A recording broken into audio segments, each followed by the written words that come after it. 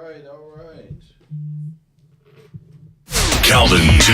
Mann, leading Emiy, served over 20,000 youth through speaking, coaching, and mentoring.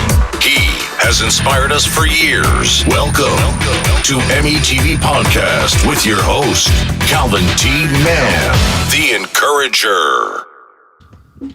Woohoo! And good afternoon to the Put Your Family First podcast, live here on Podcastic Super Network, where the podcast can podcast.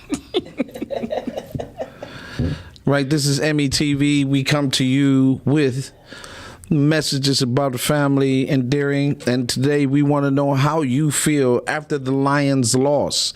We've already got a caller in the hawk, so let's start off with the caller. Caller, you're on the air. Hello, my brother, Leslie Andrews. Hey, how you doing? I am doing fantastic. Good. So how are you feeling after that horrific loss? Well, let me say this. I'm coming to you live from San Jose, California. I attended the game. Oh, yeah. And, I saw was in your the pictures. stand. Yes, ma'am. Yeah, I was in the stand. But I also understand what I was watching. So actually, I feel encouraged today. That's awesome. I feel encouraged today. I think today is really a teachable moment for everybody to understand what it takes to be a winner and to build a winner. Mm-hmm. And how you manage your emotions and your thoughts around the journey to winning. I've waited 49 years for the Lions to do just what they did yesterday. And no matter what the outcome was, Right. I wasn't married to the outcome. I was reveling in the journey.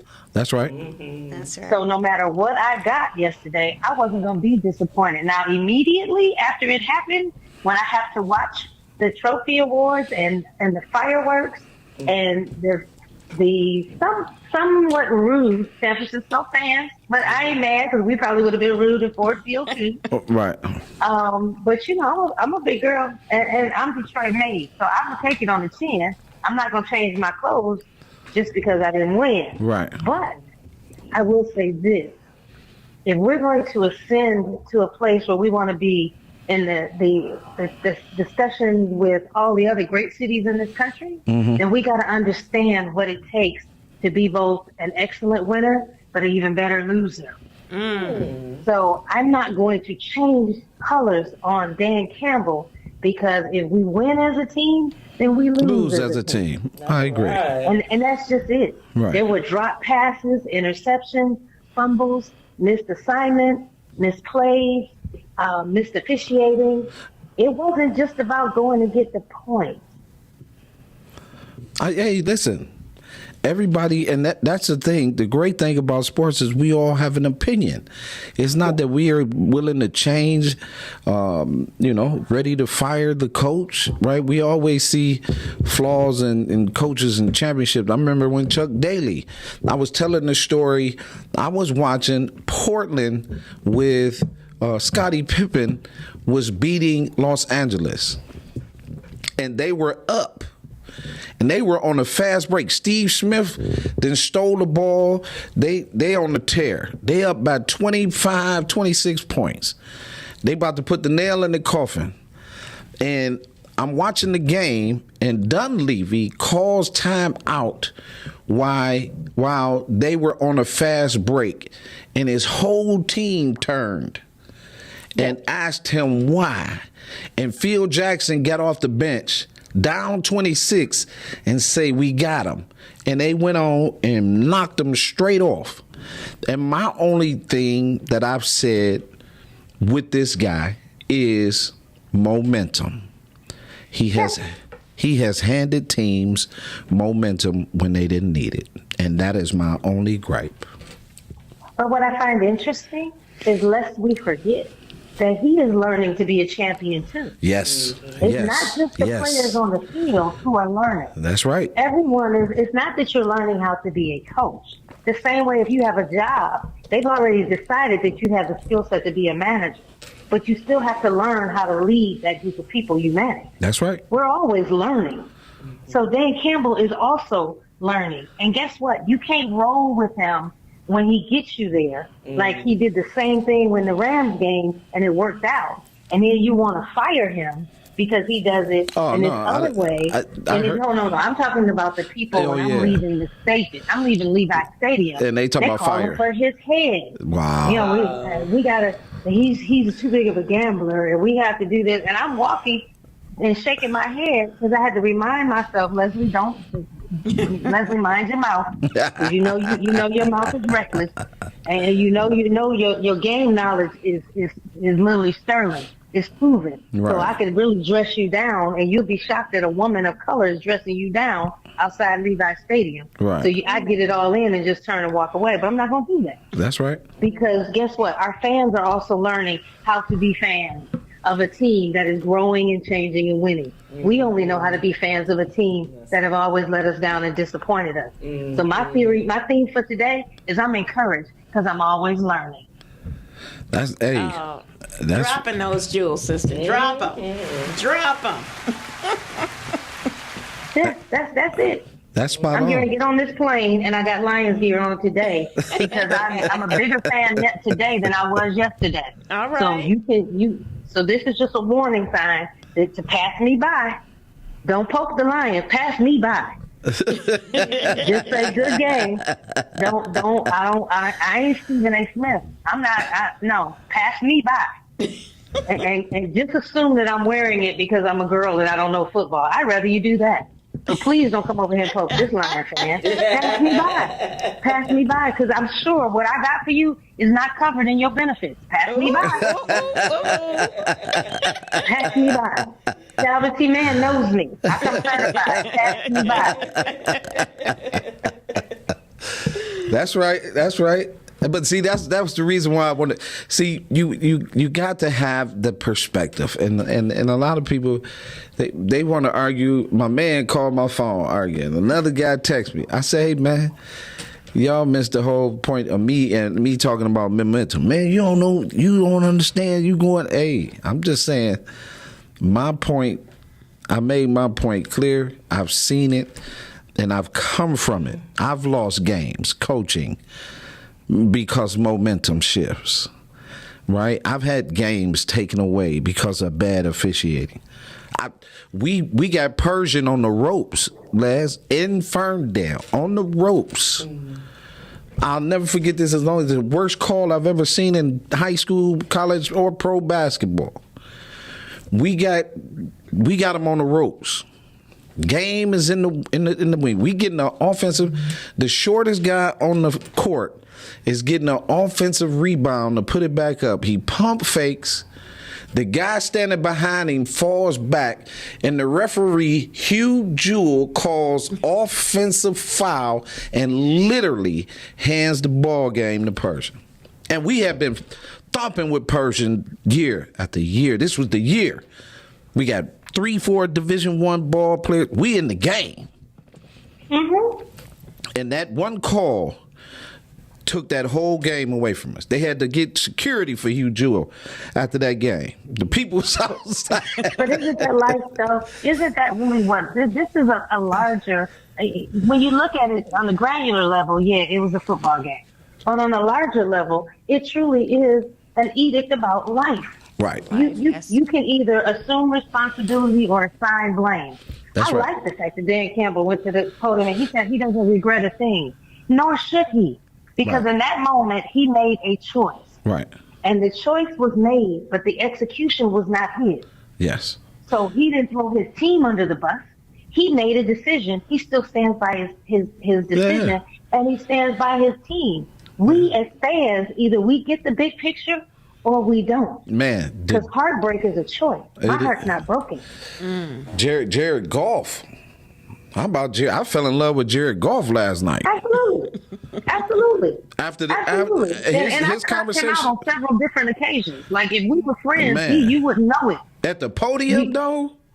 Yeah, at the podium. That's right. At the podium, the accountability, that is such an attractive trait to a team. And if everybody can take that, because that was me hearing from him. Everybody else, I was good, but Jared Goff came and stood up for his teammates he took it.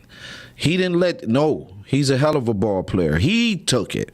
And that's the type of leadership you got to have.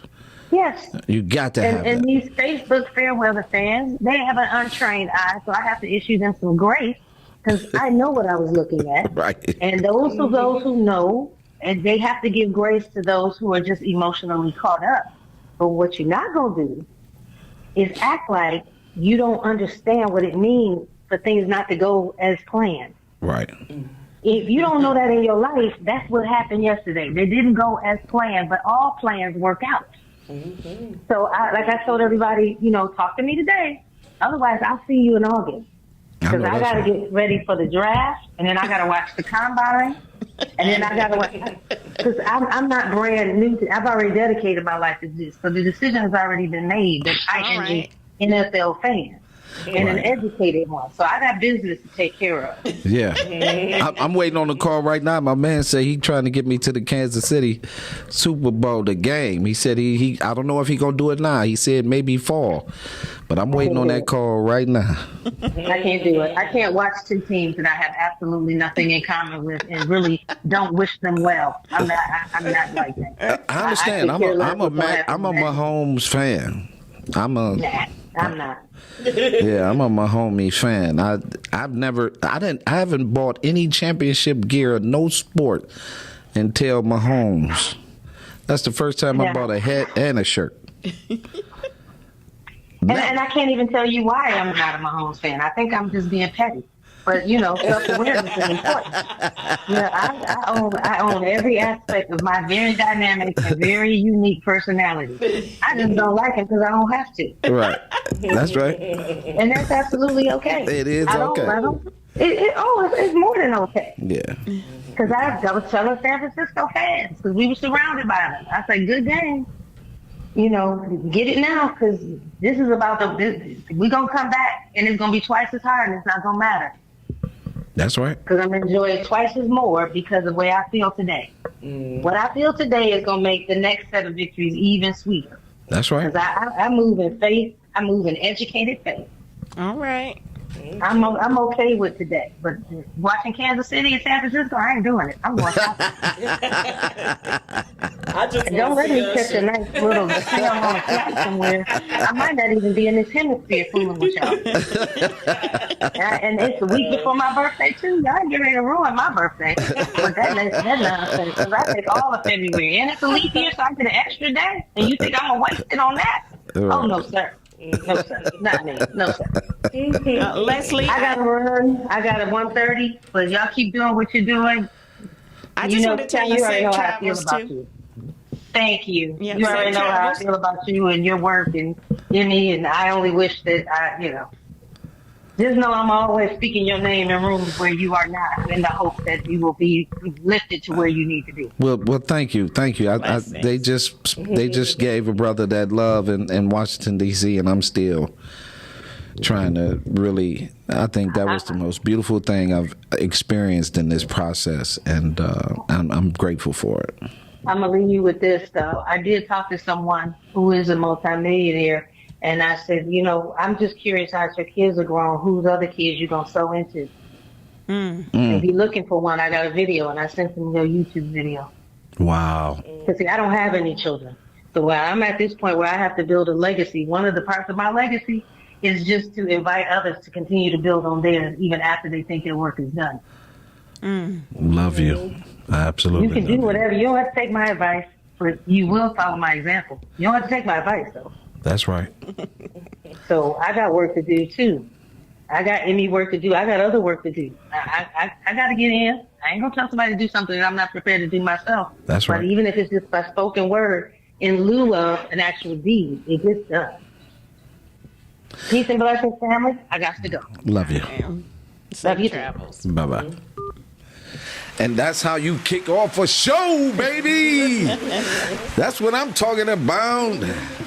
She dropped so many jewels, Yeah. so many pearls. That answers your your reason in this process, right? Because what did we learn this morning?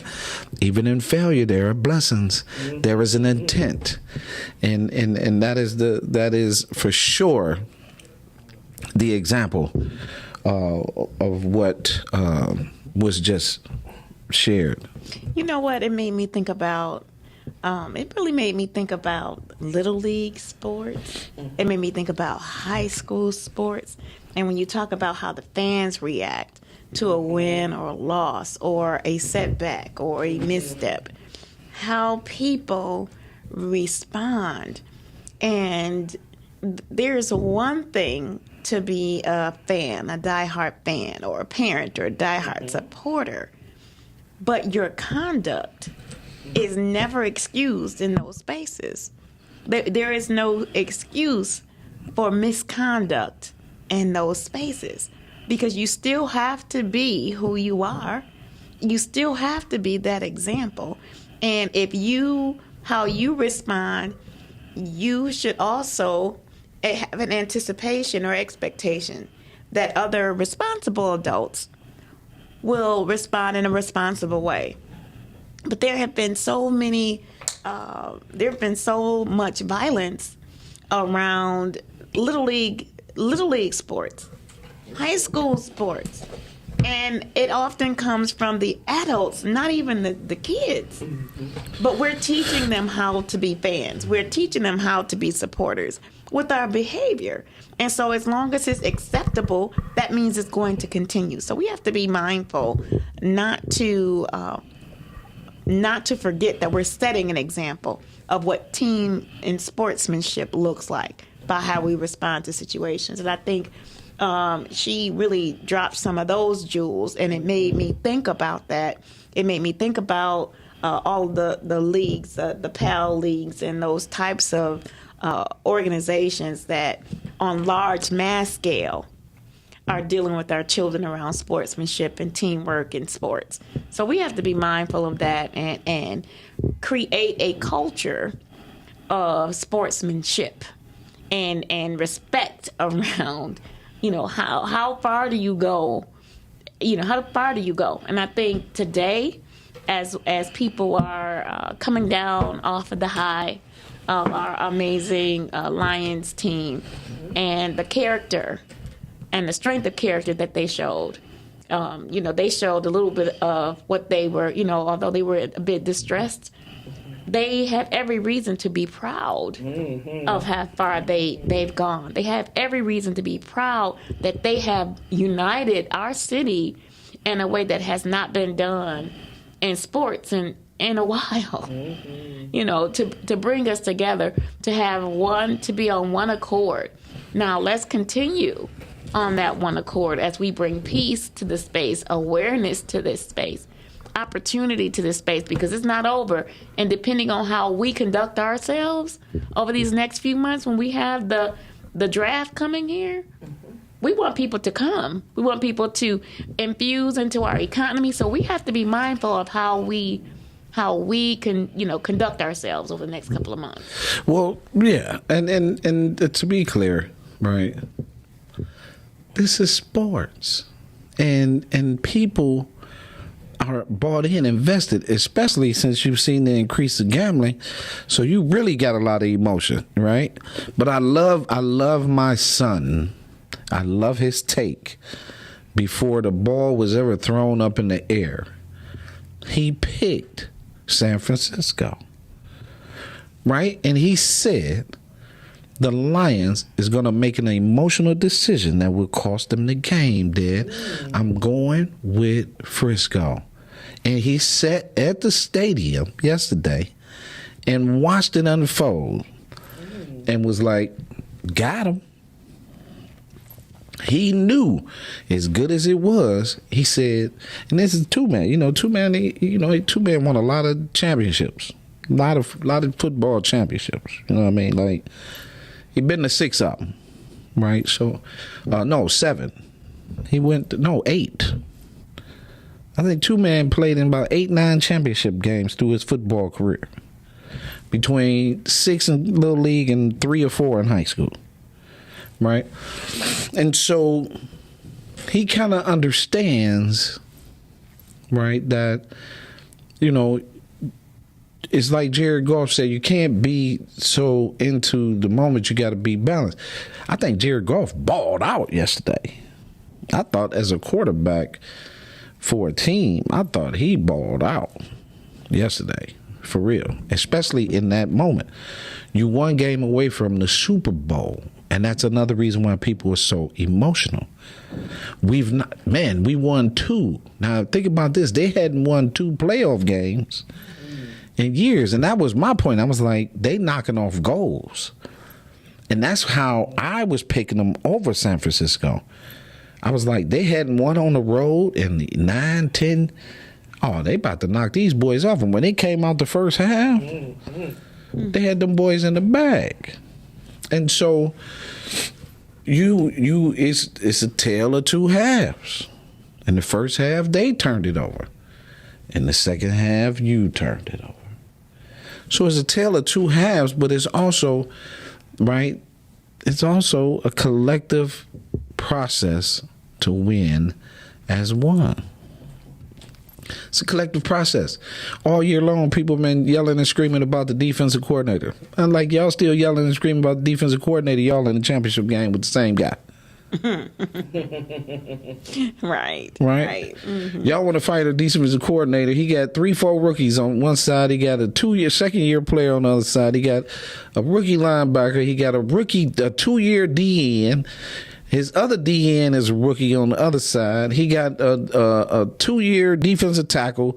Like, he went in the game.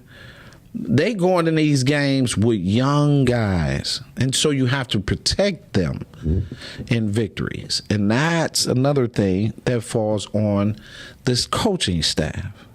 You have to protect your young players in victory. That's all. And again, you got to come back. You can't not come back.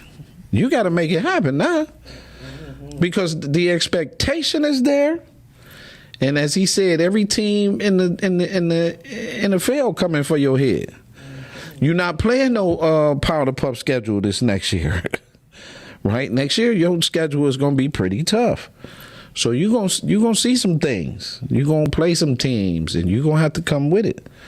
But where they are ahead, if they maintain status quo, this draft will solidify the second and third level of this team, and they should be on fire for the next 3-4 years. So I have a question about the draft. So, do the players go back into a pool? What players? Any of the players that are... No. So the draft, baby, is the draft is all about college players. Okay. It's all about college players. New talent. Yep. New talent. It's all about college players. Okay. Drafting from the college, right? It's all about college players. Where they can come up, because they're gonna have to pay a serious fee for the quarterback, unless he decides to take. It's not unheard of that a quarterback be like, I'll take this to be with this team and this coach. So that could possibly happen. He doesn't have to have, because he's had a bonus, a major contract when Los Angeles signed him to an extreme contract. Who are we talking about? Ended Goff, the quarterback. Okay. But Los Angeles turned it back. He took him to the Super Bowl as a rookie or a second-year player. And they ended up turning it back because they didn't invest in offensive line play. They still haven't done that. The year they won it, they had a left tackle that was old in Los Angeles, and that's how Matt Stafford was able to win the championship, right? Because that was the one piece.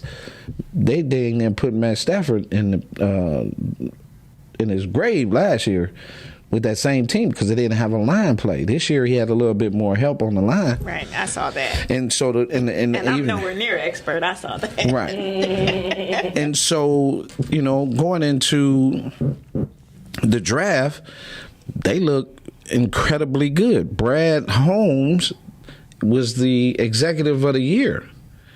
And there was a reason why he was the executive of the year.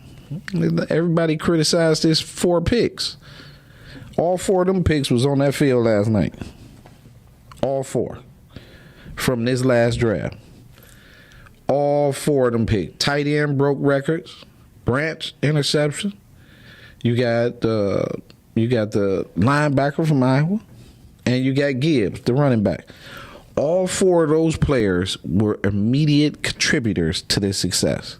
Mm-hmm. That says something about Brad and the coach because they're on the same page. And so it's just, this is the losses was heavy on a lot of people because a lot of people was gambling. We realized that a lot of the emotion come from a lot of people that was gambling. You know what I mean? And that's, that's each his own. But that's typical of a game at this caliber, right? Yeah. We've seen some people really come up on these games. You know what I mean? Literally. I told you, J-Lo for the last 3 Super Bowls have cracked their head for millions. That's the only game she bet on is the Super Bowl. Mm-hmm.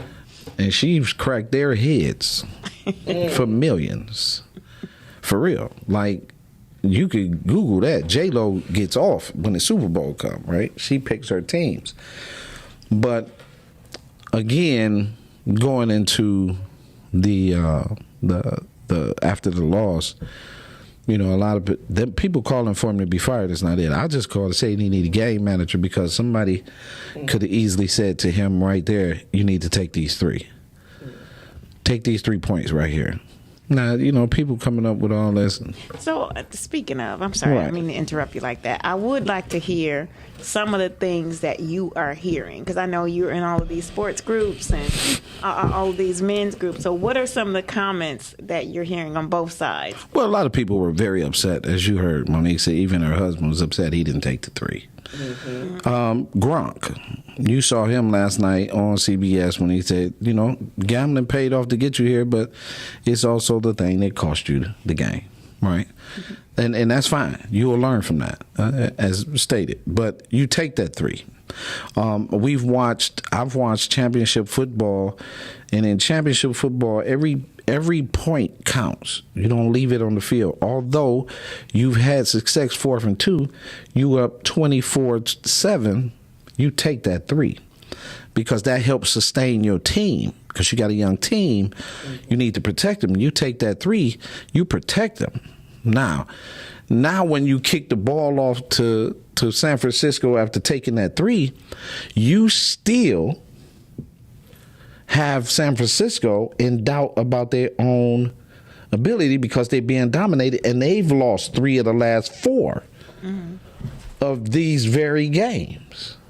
You see? So now it's a psychological piece. Let me put my foot on their neck versus let me really try to go get this touchdown, right? And that's my only point to the decision making. You take every 3. You've done it before. So if you take those 3s, right, now you in the ball game, right? If instead of putting your team under that pressure in that position, let's take this 3 and balance it out because they had just scored. So that's just something he'll have to learn. Mm-hmm. But a lot of people, want to make it, they big to do. Oh, man, you don't know what you're talking about. A lot of people want to go into that process. Oh, the team choked. Yeah, the team all of a sudden, the team choked. Why? Because I pulled the sheet off their head, right? Instead of keeping the sheet on their head, not letting them see this drama unfold because I need to protect them. So, of course, the momentum shifts. Whereas if you take that 3, momentum balance, and now they got to think about what they're doing, and that doesn't put them in a successful position. Anybody saying anything about the field goal kicker is stupid because the field goal kicker just kicked a 52-yarder for you to beat the Rams. And if you know that your third quarter is bad and has been bad, you take every point you can get in the third quarter. So that's my point. A lot of people, want to go back and forth because they're making it personal and emotional about Dan. I'm saying that he needed a manager to help him, right? They tried to give a manager to Caldwell, and Caldwell had a record 8 straight comeback victories. So then all of a sudden they say Caldwell don't know how to manage games, but this guy just suddenly knows how. Like, come on, man. It's professional. Everybody could use a little help. Go ahead. All right. So some of the comments in the sports groups that you're seeing. So is there a variety? Is it leaning to one side or the other? Is there a variety? Who has a new perspective to bring to the table? Or what were some of the new perspectives to bring to the table? Well, Leslie brought one. Yes, for sure. She brought multiple. She brought multiple, right? Mm-hmm. But some of them were, extreme. Some of them did say fire him. I ain't saying fire him. I've been saying for the last 2 years. I tell you that I don't like that. I done told you that 100 times. Watching this guy, he cost them games last year with the same model. But he the coach, so he can make that decision and live with it. But sometimes championship mindset is different. I've seen messages about the choking, the players, right? The players dropped the ball. We heard that loud and clear this morning in the office, right? Mm-hmm. Right? The players, they choked. The players dropped the ball. You fumbled the ball in your end zone, right? All those things occurred after you don't take that field goal. And that was my point. So what was And then hold on, one more thing. Then you got these little league coaches and these other coaches talking about that people don't know what they talking about. You got somebody talking about you're not successful because if you question the coach, you just not successful and you ain't been successful in life. Like all of that is just overboard, right? Championship sports really requires a sound, steady hand. And that is clear across the board. Every championship, you watch these guys win championships, them guys is steady. It's not, it's not a real science, and you have to be in tune in that process. But go ahead. Oh, well, I just wanted to kind of draw out, kind of get a feel for what's being said out there, because it seems like it's only maybe 5 comments either way. Yeah, it is. So, majority of them is around, not taking the field goal. Then you got some extremes, right, where they call players bombs and he a bomb, and you got those types of things, with the same players who got you there, and all of a sudden they drop the ball. You got some that there's some conversation. The defensive coordinator was terrible. People talking about they missed 55 tackles. Like all of a sudden, people doing math on tackles, right? And these guys again were put in a position that they didn't necessarily need to be in. Okay. So I'm kind of glad that we got that part of this conversation out. And so it gives us room and flexibility to kind of look at it. How do we move forward from here? Like, we have to make sure that we're having that conversation about vision, right? About support, about care, about transformation. Like, we have all the room in the world for those things to happen on our path in the future. And I think because it has affected the city in such a profound way, that it's gotten people up. I want to say off the sidelines, but not necessarily in that way. But it's got people motivated. It got people connected. It got people talking to each other.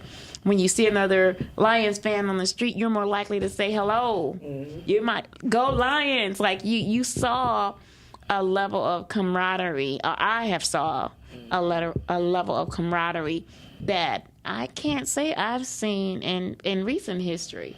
Well, that's what sports does. The sports bring people together. It has the potential. It has the potential to bring people together, right? In this case, Michigan needed the Lions, right? Michigan needed the Lions. Mm-hmm. The Lions had an influence on the Red Wings. The Red Wings are a lot tougher. They playing a lot tougher. They're yelling and screaming grit, right? Mm-hmm. That's the term, grit. Grit, right? Yeah. Mm-hmm. So people are going the extra mile because they see what it looks like in the city. it was already blossoming and changing. So the momentum is not going to go away.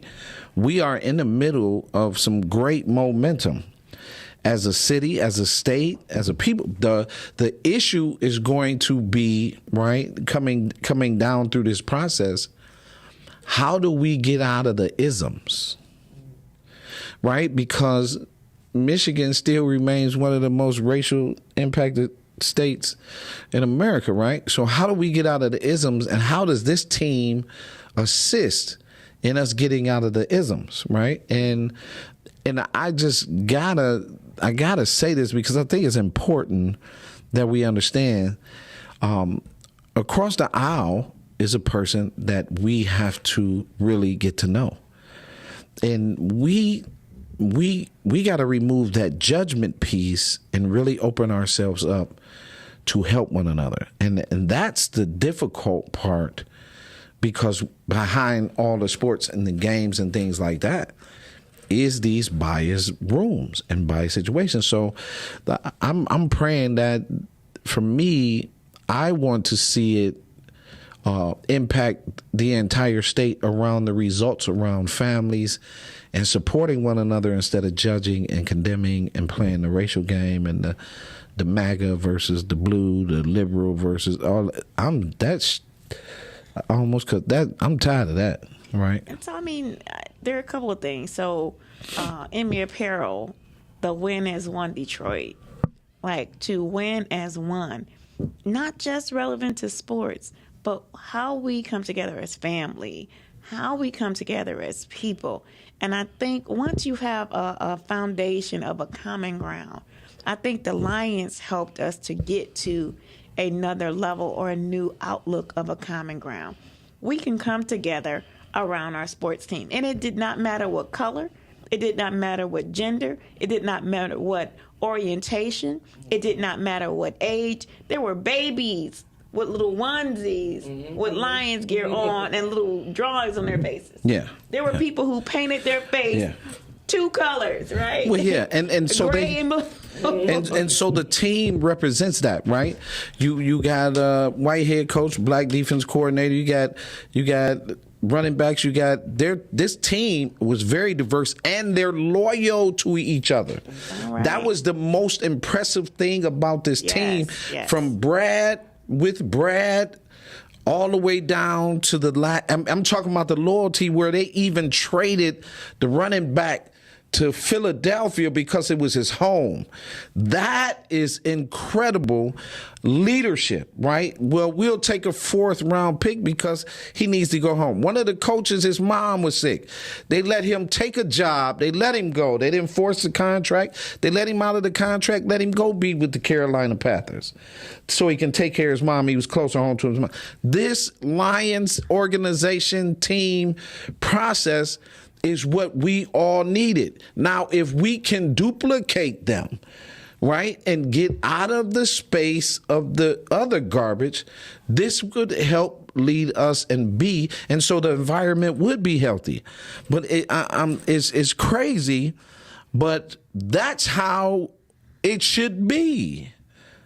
Right? We watched America go at Kansas City for the offensive coordinator just so he go take a job to help somebody else, and now he out of job. Like, come on. Caller, you're on the air. Hey, how you doing, my brother? This is Seth Wilson. What's happening with yourself, Fred Wilson? I'm good. I was watching this show, and I did type in, but people had a chance to get a glimpse of what hope looks like again. That's right. Yes. Right. Right. And when I think about the Lions' journey, it's almost like how we should be in our relationships and how we relate in our community and with one another. Yes, sir. For a second, they forgot about all the past failures. Yeah. They forgot about all the past failures, and they had hope in this team once again because they came together. Yeah. And I did watch the news, and it was Caucasians, African Americans down there laughing, bonding bonding together for that one cause. Yes. So we can do that in our community. We can do forget it. about all our past failures, about what happened in the city, what happened with mismanaging money, what happened in our community, and have that hope again like they did in the Lions. Yeah. Yes. You know? Yeah, I was saying, Fred, that, you know, I was just giving some examples, right? You know, you trade my man to Philadelphia so he can go home. He at home, right? So Swift, who was a Lions running back, because you drafted a Lions running back, you trade him to Philadelphia. He had one of his best years, right? As a running back at home. You send home the running backs coach to go take care of his mom, so you let him out of contract, and he catches on with Carolina, right? So you got, you know, Brad Holmes, who is from this is an incredible mixture, right? And we all jokes aside, this is one of the best examples in the NFL to me of what it should look like across the board. Now, you see a lot of teams, but you didn't hear teams shipping players home. That's the first time I ever heard somebody allowing somebody to go home. Right? Wow. I'm going to trade you to your home team. When they interviewed that boy, that was his dream, was to play for Philadelphia. The Lions made that happen. Yes. You see what I'm saying? So that whole mixture of them, and they have to learn, because they lost together, they have to learn some things. But the one thing that is clear about this team is that loyalty and accountability is such an impressive part of who they are. Yes, and I agree with everything you're saying, and I have been saying that accountability for the last month. So I am using the Lions as an example on how we can be in our everyday life. Yes, blessings. Yes. That's right. That part right there. Even at my job, you should have seen people coming together just because of the Lions. People who usually don't even speak to one another. You know, and they was having conversation at the break table. Even if it's just about that one mutual thing that everybody had hope with. And I'm not downplaying having faith in anything in the Lions, but it's something about that hope. You get what I'm saying? That's just as powerful, you know. So I've seen that in the city.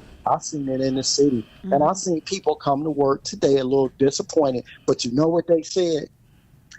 We still have next year. We're going to do it again. We're going to do it again. He got no choice. He got to come back strong. Yeah. You got to come back stronger. You young. You one of the younger teams. You got this experience now. At the start of the game, you only having 7 players. And like my man said, now you got 60. You got 60 players who went through this experience. Now, how many of them going to stay? How many of them going to be retained? But understand this. If you a free agent out there and you hot, the Lions is on your radar. It's on your radar. He on your radar. So I'm like, they not playing. You know, if you for whatever they need in this draft, I cannot. Man, listen, Brad Holmes has done something with this draft. Like, you've had 3 consecutive successful drafts. 3 consecutive successful drafts, and every year you got better. They gonna have to. It's on. You know what I mean? And then it's on. They say the offensive coordinator probably is getting ready to get the Washington job, which, again, good luck. You know what I mean? You know. Hey, guess what, Cal? They're gonna have to spend some money now.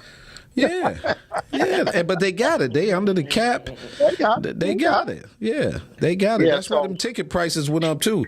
So y'all, they pulled that ticket pistol out and started robbing at the start of the season. But it's going down. Wow.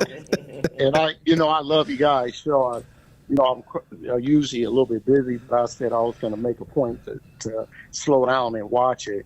So keep up all the good work. And for anybody that's listening, and I have to say this, like the Lions came into this, everybody viewed them as an underdog, right? Right. But it was just that hope, that energy, and that vibe to want to win. We can all do that in life. I don't care. We all got our past, and I've had my failures too, right? Right. But we don't have to stay there. The Lions didn't stay there. That's right. You know what I'm saying? They did not stay there. They did not stay in their failures. That's right. And look how far they came, right? So this was, to me, this wasn't even a loss. This was a lesson. Yes. That's all it was. Yeah, you got. Yes. And, yes, and a every lesson. loss is a lesson. You know what I mean? And that's that's real, right? And That's but you real. again, we can have a conversation. Everybody making these conversations personal, right? It's not personal, right? But it's sports. There's a difference. I'm not about to fight you over a sports argument, like Not at all. not at all. You know what I mean? I'm not about to talk bad about a sports argument. It's just a sports discussion. We disagree. You know, that's what me and my man left for that. He said, "Man, we just gonna disagree today." I said, "Yeah." He said, "But you got to tell me." You know, he want to be. You got to tell me. You got to tell me. You can't say they didn't choke. I say only after. But I'll give you that they choked. You know what I mean? You know what I mean? But it's beautiful, man. Thanks for calling, Fred. I appreciate you, man. Okay. All right. Thanks for Take care, thanks sir. for receiving the phone call. Yes, sir. You guys continue to have an amazing show. Thank you. Thank you. Okay. All right. So yeah, I don't know. Like I said, I ain't against them, right? I just got an opinion, but I ain't against them, right? Now, But I do want to present an idea before we close today. that's not a problem. I wanted to really investigate, and we'll talk about this on a future show, but about there seems to be a relationship between sports, and I'm going to just call it professional sports, and video game sports. Some of our young people seem to think if you are able to do something in a video game, that you're automatically able to go to the court and do the same thing that you do on the video game. I just want to shift it just a little bit, just a That's bit not of that possible. conversation. But can you talk to that? Can you speak to that, even as a coach? It's can you speak to it's that? cognitive dissonance, right? Video games has a way of exacerbating your body and making you believe that you are doing this, right? It energizes your body the same way. It pulls out your energy. You in it. You're showing those things. But when you come to the real sport, you see now more. I was watching a basketball game the other day, and I'm making it simple. We played so much basketball and accepted this behavior that teams are not our kids are not even physical. And then you scroll over to, like, Houston was playing the other day. Houston, the college basketball team, they like number 3 or 4 or something in the nation. They got muscle everywhere. But some of these teams don't even understand that. I've watched high school teams. The kids, they don't have no muscle. Oh yeah. Right? And Yes. so in the preparation of things, psychologically, our society thinks that because I can play this video game in the virtual world. in the virtual world, that I can come out here and these kids discover, as you've seen in our program, you can't even make a layup. Like, you've not been taught properly. Our kids we can't do push-ups. We are in a space for, they said the testosterone level for males is as low as it's ever been in the history of mankind right now. Wow. Right? Video games is one of the biggest contributors. You can argue with your mama. You can argue with your daddy. I don't care who you argue with. It's right there. I don't need to even see the statistic. I see it in the kid. So when the kids come through and a kid can't do a simple push-up or kids learning how to run. That's the number one thing we did was run and hop a gate. But that was then. Today, things is on the screen for a reason. And we have advanced in the technology, but we've reduced in human capacity. We are destroying, right? And so that's a make-believe concept. To think that you can go from the video game, you can put 8 hours on the video game and 1 hour on the court. and you the next Michael Jordan. Right. Right? No, that's not the case. That's not the case. And then a lot of people, again, a lot of these kids that's even in the sport is not getting proper rest. So their body's not growing because they didn't play the 100 games. You didn't play the 100 games to impress somebody. You have not had any rest. You burnt out, and ain't no colleges looking at you. And you going, why my kid not getting a look? Well, because he wasn't developed. We still have to develop our children. Mm-hmm. It is just absolutely paramount, which is why you see girls' sports increasing and boys' sports decreasing. Right? That's an interesting We are perspective. developing our girls and underdeveloping our boys. You can argue with your mama. I'm telling you for a fact, we've been watching it. Everybody's sitting back. You can say what you want to say. You have your son in a retreated position, and he doesn't. You don't want your son to go through nothing. Oh, that's hard. He ain't got to put up with that. And you walking him away, he quitting, but he can't go through nothing. But your daughter, she can go through everything. You gonna be all right, girl. Get up. So on, so on, so on. So this is why we have to do the work. We have to do more of it. I am not satisfied where we are in this work game, but I most definitely will say this: the virtual world is very harmful to testosterone. Now you deal with it the way you want to. Well, and I just do want to mention that this is our last week of open enrollment for Emiy, our mentoring program. Our 14-week spring program ends. We close on Monday. So this Sunday and or this Monday is the last time to register for our program. So if you have a young man, a boy, 8 to 24, and you know that he needs to get up and get out and get moving to help him to develop not only his cognitive development, not only his physical development, not only his mental development, but to get him in the hands of responsible, healthy men who can mentor him. Our mothers and grandmothers out there, our aunties, our godmothers, if you have that son, then God's son, and he doesn't have enough men surrounding him, if he's getting in trouble, if he has an attitude, if he doesn't want to listen to what's being told, if he's totally engaged and engrossed in a virtual world, he needs to have structure. And this is the last date. We're approaching our last dates for enrollment. You can enroll on our website or walk in the door and bring them ready to work. That means gym shoes, shorts, t-shirt. Bring them in ready to work in our program this Sunday. You can reach out to us at 313-638-3649. That's Emiy. 638-EMIY. So 638-3649. You can call us. Go to our website at www.emyworld.com. Look under initiatives for mentoring. Sign up today. Do not delay.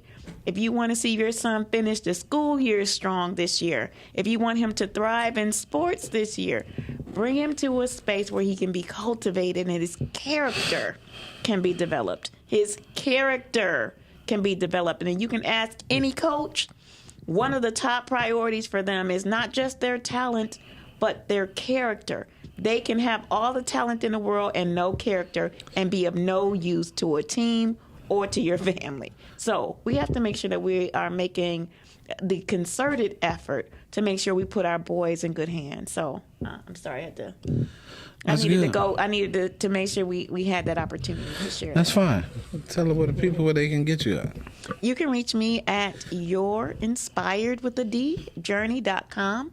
That's yourinspiredjourney.com. We're also calling out mothers and grandmothers who really want to do something and see some change in the world. Reach out to our Ready Women Collective. Let's go.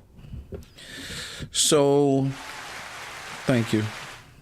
So, I'll say this, right? And this is by no means, if you are a mentor, a youth basketball coach, little league, football coach, and everything, you got to have character, right? You got to have standards. There are some of you out there who prey on these mothers, take advantage just to get their sons, tell them lies, sleeping with them. You got to stop that.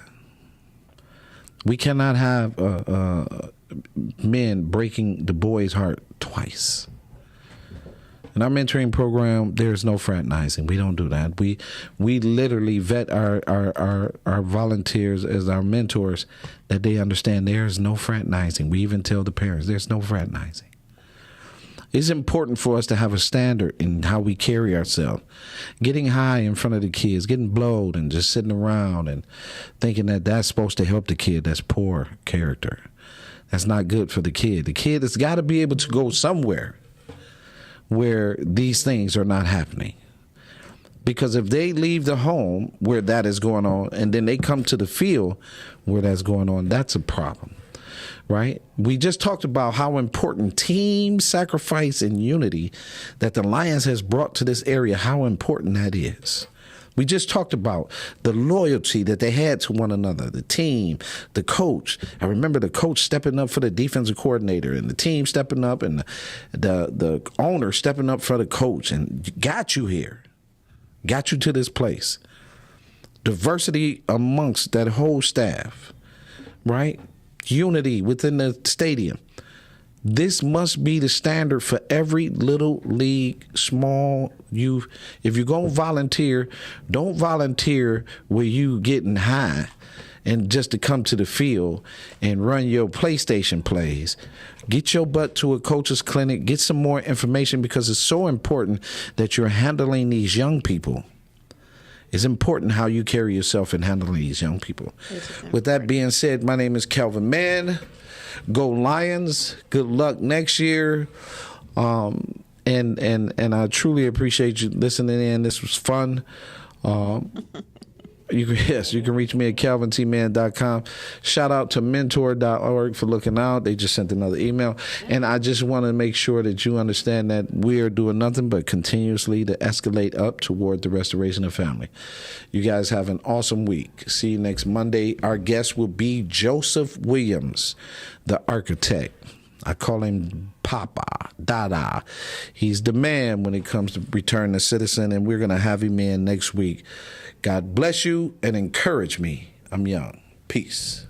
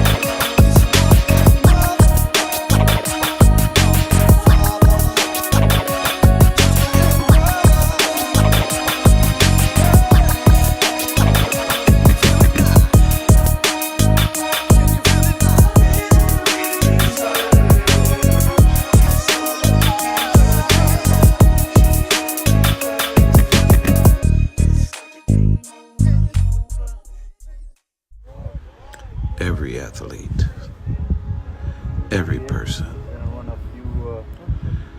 every human being has an opportunity. Some opportunities don't come when you want them. But if you're prepared, good opportunities can happen. Always be ready, because you never know when your number is going to get called. I'm not coming back. Emiy Apparel. Encourage me. I'm young.